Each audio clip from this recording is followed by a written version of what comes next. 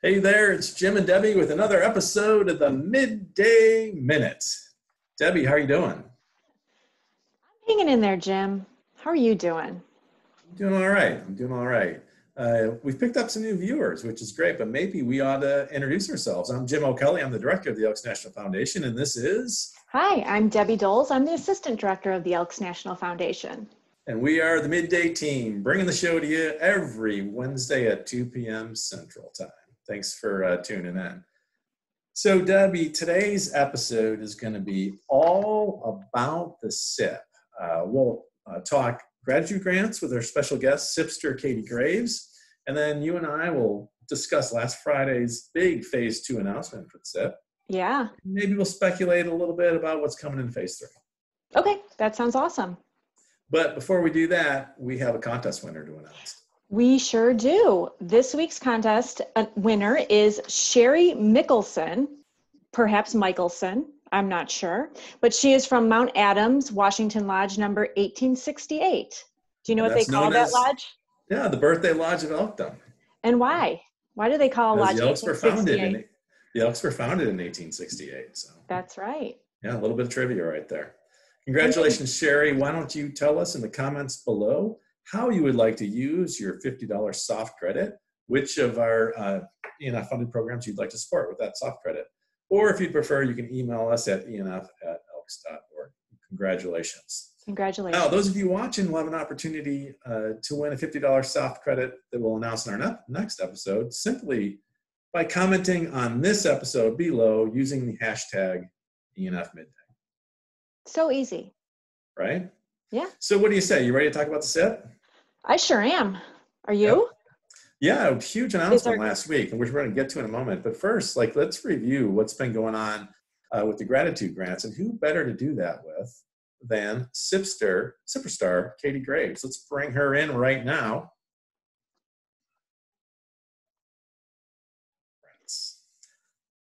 There she is. There she is, Katie. Welcome to the show. Thanks for having me. Hi. Hi, Katie. Hi. Now, this is your first time on podcast, right? It is my first time, except for when I did the caroling that one time. I was the caroling. Oh, that's right. You were one of the carolers. Yeah, yes, I that's was. right. So. Well, welcome back. You guys are awesome, as I recall. I thought we were pretty good. Katie, so the CIP launched on April 1st, but it was kind of a weird launch this year because of what's happening with the pandemic. It was only gratitude grants. That's the area of the community investments program that you're responsible for. What surprised you so far about the gratitude grant response? I've been very surprised and pleasantly surprised by how passionate our Elks are about really getting out there and helping their communities, and how resilient they've been. A lot of lodges have longstanding projects that they've been doing for many, many years, and so many lodges knew that they needed to redirect the funds and help with COVID relief in their community, and they've jumped on it, and they've been so responsive to the needs in their community, and I've been really impressed. Yeah, we've had to nudge a few, but for the most part, lodges are lining up waiting to use those grants to help people in their communities, which was really special to see. Yeah. And they were really gentle nudges, right? Yeah. Somebody just might not have been paying attention, submitted an application, and you kindly went back and said, could you consider this? And they said, yes, we can. Mm-hmm. Well, even in the face of a pandemic, sometimes we can be on autopilot with certain things. And, you're waiting for that date to happen, and then so that you can jump on there and fill out your application for the thing that you always do. And so, we all have blinders in certain aspects of our lives. For sure. So what kind of grants have you been seeing? How are lodges using their gratitude grants this year? Sure. So I just put together a graph that's on the website, actually, that kind of goes more in depth to this. We'll link to it right over here, right up here. Sure. Go ahead and click on that. But a lot of lodges are donating to food pantries or other food-related needs in their community. That is the bulk of the donations and projects that are happening. But a lot of lodges are also doing things like donating to hospitals for protective equipment. People are donating to homeless shelters or shelters for women and children that are in abusive situations. It's really across the board, and it's dependent on what the need is most in that community. But the most is food pantries. How many of you, or how many of you guys approved so far? As of this afternoon, it was 615 with 86 final reports already in. So. Wow, that's amazing. Mm-hmm. And we've already sent out 584 checks, which total more than $1.3 million. So that's amazing. That's also pretty amazing because, we're not all in the office right now. So we're doing this from different, parts of the city. And a little bit of coordination that has to happen from the moment that you approve the grant to when someone in accounting sends the check out. But we've been turning them around pretty quickly. Yeah, we have been. We send over a check request at least once a week to accounting after Katie and her colleagues go through and approve the grants. And our good friend in accounting, Pat Horton, helps get those checks out the door, which has been very helpful, given the fact that, as you just mentioned, Jim, we are all working from home. Right.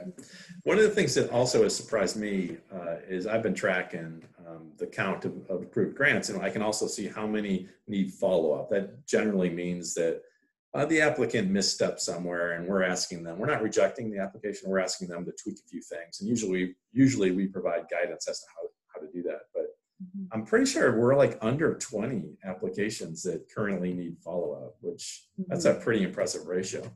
Yeah, lodges have been really fast about getting back to me once I submit follow-up for them. So people really need the money and they're working for it. All right. Well, other than an end to the pandemic, what would you like to see over the next few months relative to the gratitude grants? Sure. Ideally, I would like to see every lodge use their gratitude grant if they're eligible for it. And I was thinking a little bit about it, and it'd be fun to see lodges do things that are more outside of the box, not necessarily food pantry donations, but lodges know what their community needs most. So if their community needs a donation to the food pantry, by all means, they should make a donation to the food pantry. So I really just want the lodges to use their gratitude grant and to use it in a way that is most beneficial to the needs of their community. Off the top of your head, what's one of the most interesting grant projects that you've seen so far this year? Sure. I actually highlighted it in the picto chart. But Red Wing, Minnesota, I have their lodge number on the side here somewhere. Lodge number 845, they purchased tablets and donated them to a local nursing home so that the residents could Zoom with their families and like have video chats with their families because the residents awesome. Help with the isolation. Yeah. Right. I really loved that one. Yeah, Zoom really has been a godsend for something that most of us hadn't heard about 3 months ago. Yeah. Right. What would we do without it right now, right? Debbie, what about you? You've seen some interesting grants too, haven't you? Oh, yeah. Katie has touched upon a few of them. Of course, the one that she just mentioned was a really neat one because it really was thinking outside the box and helping meet a need that was identified by the community. But one of the other ones was, I think, Winter Park, Florida, who did a backpack project. And they went above and beyond by, it's not just the children who are getting the food, it's now families because everybody is, home together. And they partnered with their local grocery store, and the grocery store helped them secure wholesale prices for some of the foods. So they were able to purchase more. They lent them their purchasing power, and they were able to do more for that community. So I thought that was pretty neat. And again, we've talked a lot since we've been doing our Zoom meetings from home that, food insecurity, hunger is a big issue right now. And so for lodges to step up and help in whatever way they can makes a big difference. Sure does. Well, Katie, any final thoughts you'd like to offer to our viewers? Just keep up the great work. If you haven't already applied for your gratitude grant and you're eligible for it, please do. If you need any help, give us a call, shoot us an email, and we're always here to help. Looking forward to you. Speaking of great work, you and your colleagues in the SIP department have been doing a hell of a job, and Yes. I would love to see us get to 625 grants approved by the end of the day. So we're going to let you go and get back to work. I will go back to work. Thank you so much for having me. Thanks, Katie. Bye. Bye. Bye. Yeah, they're doing a great job. Yeah, they Katie, really are. The whole staff is new. Megan Morris has been with us for about 13 months, going on 14 months. And Katie Graves and her colleague Doug Wise, they joined us in July of 2019. So Right. they're new, they're fresh, they've really tackled this head on. So I'm really Right. proud of them. Yep. They're doing a great job. They are. So big announcement on Friday. Yeah. Why don't you recap that announcement and let's chat about it. Big announcement on Friday was that the Spotlight grants will be released starting on June 1st. So that's another $3.7 million that we're putting out there for lodges to use. The difference with the Spotlight grants compared to the Gratitude Grant is you have to be eligible to get a Gratitude Grant, right? You have to have met the per member goal for giving in order to qualify for a $2,500 or $3,000 grant. But for which 1,627 lodges did. 627 lodges did. With the Spotlight grant, every lodge has an opportunity to apply for this $2,000 grant. And so in a crisis, especially when it comes to grant making, the most important thing you can be is flexible. There are needs, we want to meet them. And so that's what we're doing. We are going to offer the Spotlight grants for a donation, if that is what the lodge wants to do, as long as it's addressing COVID relief. Should a lodge decide they would like to wait, it's looking very likely like we're going to release the Beacon grants as the next phase on August 1st. And if a lodge would like to wait and do something bigger at that time, they can supersize their now $3,000 Beacon grant with a Spotlight grant. So that would be a $5,000 project. Or they could do what we started off with when we launched the Spotlight grants last year, which was shining a light on two very important needs that affect, we think, almost every community in the country, which is literacy and veteran homelessness. So we offered last year 7 projects. This year we're coming back with 6 of those 7 projects, and a lodge can choose to continue doing that as well. So flexibility is the key here, right? Yeah, no, absolutely. And I want to quickly apologize to our viewers if you can hear my kids in the background. They are out of control at the moment. One of the hazards of working from home. Yeah. They're excited about the Spotlight grants. Right. But, I mean, if they worked at the foundation, I would have fired them long ago. Well, like I've said before, it's a great joy to have one of them pop in, or both of them pop into one of our meetings. So it's nice. Yeah, they do that all the time. They're constantly crashing my meetings, and today they're yelling like maniacs. And anyway, so yeah, Spotlight grants. Those are going to be available in 2 weeks, right? Right. Yeah. Exactly. Hard to believe. You know, when we had to make that hard pivot back in March, to say it's just not the time to release all of these grants right now. There's just way too much uncertainty, and we need to step back and pause. And we did the Gratitude grants like we've talked about because they could be used for a donation. And right. Lodges stepped up and they applied early, and we got, I'm really, really proud to say, more than $1.3 million out the door already, right? Yeah, that's amazing. Great goal to have every lodge that qualified receive its Gratitude grant, but now there's even a bigger opportunity to do even more with the Spotlight grant. And then I should also say Freedom grants will also go online through vets on Mary talked about this a couple weeks back. They'll go online also on June 1st. And we've diverged. Veteran Service runs the Freedom grants, another lodge grant. It's funded by the ENOF, but it's administered by Veteran Service, not the foundation, even though out there in the field, you also tend to look at all the grants as the same. But here's a perfect example of how they're not. We have diverged a little bit from Veteran Service. Typically, we're in lockstep on our respective grants. But in this case, we're not. They've decided to roll out Freedom grants with the flexibility of making them a donation on June 1st. And we are not doing the same for the I guess the analogous grant program of ours would be the Promise Grants for youth programs, because they're both limited in number and tend to go quickly. Right. We've decided not to release that yet. Why?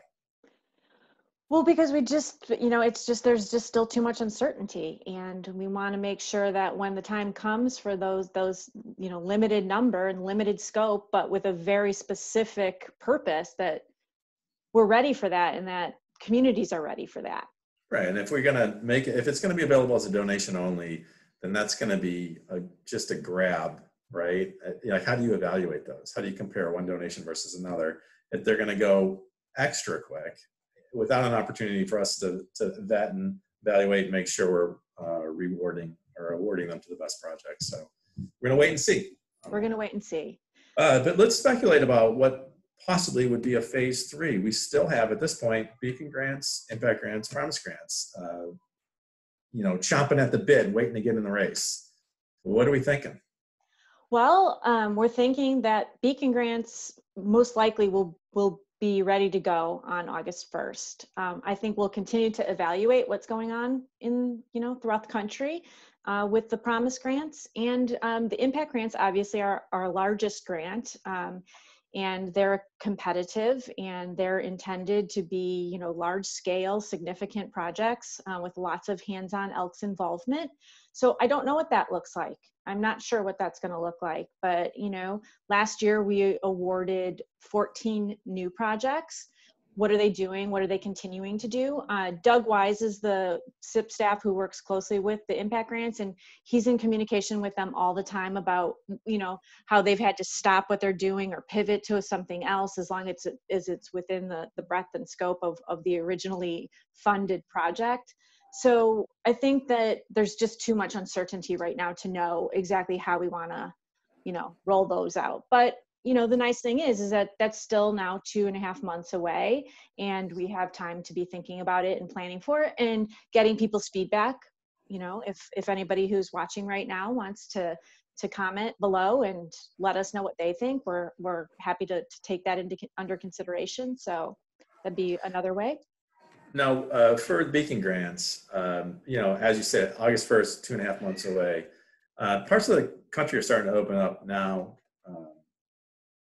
Our state is not yet. Right. Would we consider, if the situation hasn't changed dramatically, would we consider opening up Beacon grants to possible use as donations instead of active projects? Or is that like I said, I think the most important thing for grant makers to be right now is flexible. I mean, we've just never dealt with a crisis like this before. And so as long as we know our money is going to good use in communities that lodges are able to support and ensure is going to meet a need, I think that we're open to that. But I do think that it depends. Like you said, Illinois is still under a stay-at-home mandate, but the rest of the country, I think we are the last remaining state. So things are starting to change, but that doesn't mean, for most, that the veil has been lifted and it's back to business as usual. So I'm not sure. Okay. I'm uncertain. Well, let's talk quickly then about an intriguing idea we've kicked around for impact grants and promise grants. Can we mention that? Sure. Just as an idea, if things don't change dramatically, one possibility we've considered is not awarding promise grants this year and not awarding new impact grants this year, and instead taking those dollars and combining them and making another donation grant available to lodges to do something else in the fall. So that's something we're considering too. Like we're trying, as Debbie said, we're trying to be flexible. We're trying to get our money to work in your communities so you can help your friends and neighbors affected by this crisis. And the way we used to do it may not work. And if it's not going to work, we have to adapt. That's right. We have to adapt, even if that adaptation is for this year. Yeah, if it's temporary, that's okay. Right? It doesn't mean forever, right? We can make the change this year and go back to the way we used to do things. Exactly. So if anybody has anything that they'd like to, like I said, to take under consideration, please let us know. Otherwise, these are things that we think about and talk about practically every day. Yeah. So. We'd love to have you share your thoughts in the comments below. Be sure to use the hashtag ENF Midday so you can be entered into our drawing to win a $50 soft credit to the ENF funded program of your choice. Debbie, any final thoughts? Yeah, are we having fun yet? Oh, thanks. Last week we mentioned with Kate's help, we talked about Ferndale, Michigan, the subject of my latest blog post. That went live Friday night. It's going like gangbusters. Check it out. The Ferndale Elks Lodge has been doing wonderful things. They are literally, since this crisis started, they have become world famous. They're making headlines in the Detroit area, but also in Europe, in New Zealand, Australia, Dubai. Everybody's talking about their T-Rex Walking Club, which was an idea that came to life during their virtual happy hours that they do every single night. For a happy hour in Ferndale, by the way, is 5 hours long, 7 to midnight. You capture it so well.